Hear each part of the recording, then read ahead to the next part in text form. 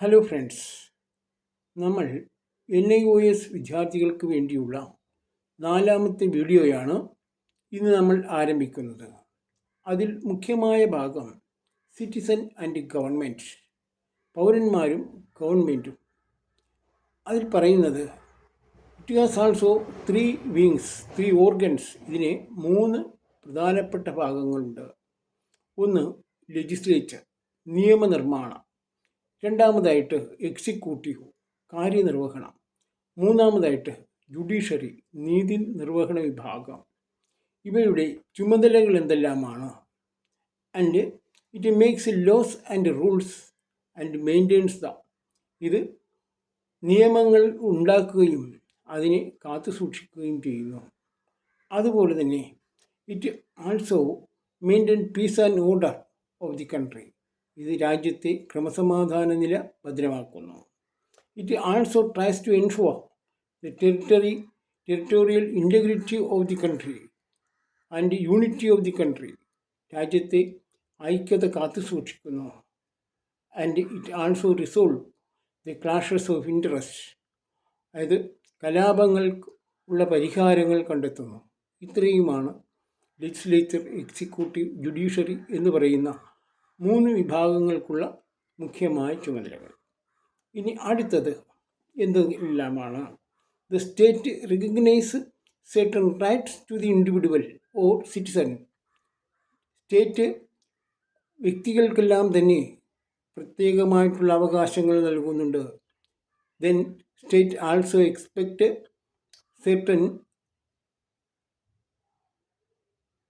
Duties from them. State പൗരന്മാർക്ക് ചില അവകാശങ്ങൾ നൽകുന്നത് പോലെ തന്നെ സ്റ്റേറ്റ് അവരിൽ നിന്നും ചില കടമകളും പ്രതീക്ഷിക്കുന്നുണ്ട്. അതെല്ലാം എന്തെല്ലാമാണ്? The right to citizen and consent. They can be divide into 3. അവയെ നമ്മൾക്ക് 3 വിഭാഗങ്ങളായിട്ട് തരംതിരിക്കാം. അതായത് സിവിൽ റൈറ്റ്സ്, സ്റ്റേറ്റ് നൽകുന്ന അവകാശങ്ങൾ എന്തെല്ലാമാണ് പൗരന്? സിവിൽ റൈറ്റ്സ്, അതായത് പൗര അവകാശങ്ങൾ നൽകുന്നുണ്ട്. പൊളിറ്റിക്കൽ റൈറ്റ്സ്, രാഷ്ട്രീയ അവകാശങ്ങൾ നൽകുന്നുണ്ട്. സോഷ്യൽ റൈറ്റ്സ്, സാമൂഹിക അവകാശങ്ങൾ നൽകുന്നുണ്ട്. ആദ്യമായിട്ട് സിവിൽ റൈറ്റിനെ കുറിച്ച് നമുക്ക് നോക്കാം. പൗരന്മാരുടെ അവകാശങ്ങളെക്കുറിച്ച് നോക്കാം. They include right to life and personal liberty. അത് ജീവിക്കുവാനും അതുപോലെ തന്നെ വ്യക്തി സ്വാതന്ത്ര്യത്തിനുമുള്ള അവകാശം നൽകുന്നുണ്ട്. Right to freedom of speech, സംസാരിക്കുവാനുള്ള അവകാശം നൽകുന്നുണ്ട്. എക്സ്പ്രഷൻ ആൻഡ് തോട്ട്, ചിന്തിക്കുവാനും പ്രവർത്തിക്കുവാനും സംസാരിക്കുവാനുള്ള അവകാശം നൽകുന്നുണ്ട്. റൈറ്റ് ഓൺ പ്രോപ്പർട്ടി, അതായത് സ്വത്ത് സമ്പാദിക്കുവാനുള്ള അവകാശം നൽകുന്നുണ്ട്.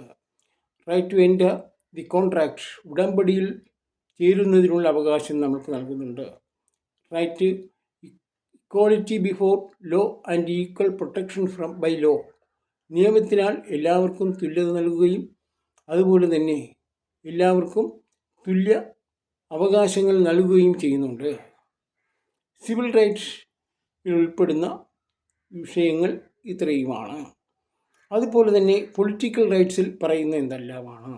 വോട്ട് ചെയ്യുവാനുള്ള അവകാശം, right to vote, and conduct the ഇലക്ഷനിൽ പങ്കെടുക്കുവാനുള്ള അവകാശം. ഇതാണ് നമ്മളുടെ പൊളിറ്റിക്കൽ റൈറ്റിൽ ഉൾപ്പെടുന്നത്. ഇനി അടുത്തതായിട്ട് സോഷ്യൽ റൈറ്റ്സ്, സാമൂഹിക അവകാശങ്ങൾ എന്തെല്ലാമാണ്? Right to some degree of economic welfare and security, സാമ്പത്തിക ക്ഷേമവും സുരക്ഷിതത്വത്തിനുമുള്ള അവകാശം സ്റ്റേറ്റ് നൽകുന്നുണ്ട്. അതുപോലെ തന്നെ right to live the life of civilised being according the standard of prevailing in the society. അതായത് സമൂഹത്തിൽ നിലനിൽക്കുന്ന നാഗരികതയ്ക്ക് അനുസരിച്ച് ഉള്ള നിലവാരത്തിൽ ജീവിക്കുവാനുള്ള അവകാശം നമ്മൾക്ക് നൽകുന്നുണ്ട്. ഇനി അതുപോലെ എന്താണ്? It is the primary duties of the citizen. അതായത് സ്റ്റേറ്റ് ഓരോ പൗരനിൽ നിന്നും ചില കടമകളും പ്രതീക്ഷിക്കുന്നുണ്ട്. അതായത് നമ്മൾ എന്ത് ചെയ്യണം? പേ ടാക്സ് ടു ദി ഗവൺമെൻറ്റിലേക്ക് നമ്മൾ നികുതി അടയ്ക്കണം. They should cooperate with the government. അവർ എന്ത് ചെയ്യണം? ഗവൺമെൻറ്റുമായിട്ട് സഹകരിച്ച് പ്രവർത്തിക്കണം. They should have small families and help government check population growth. അവർക്ക് സന്തുഷ്ട കുടുംബം ഉണ്ടാകണം. അതുപോലെ തന്നെ ജനസംഖ്യാവർദ്ധനവിനെ അവർ തടയുകയും വേണം. They should preserve public property, അതായത് പൊതുസ്വത്തിനെ അവർ കാത്തു സൂക്ഷിക്കണം. ഇത്രയുമാണ് നമ്മൾ മുഖ്യമായി ഗവൺമെൻറ് ആൻഡ് സിറ്റിസൺ എന്ന വിഷയത്തെക്കുറിച്ച് പഠിക്കുന്നത്. അതുപോലെ തന്നെ നമ്മൾ പറയുന്ന കാര്യങ്ങൾ കൃത്യമായിട്ട് തന്നെ പരീക്ഷയ്ക്ക് എഴുതിയാൽ തീർച്ചയായിട്ടും നല്ല മാർക്ക് നമ്മൾക്ക് ലഭിക്കും. Thank you.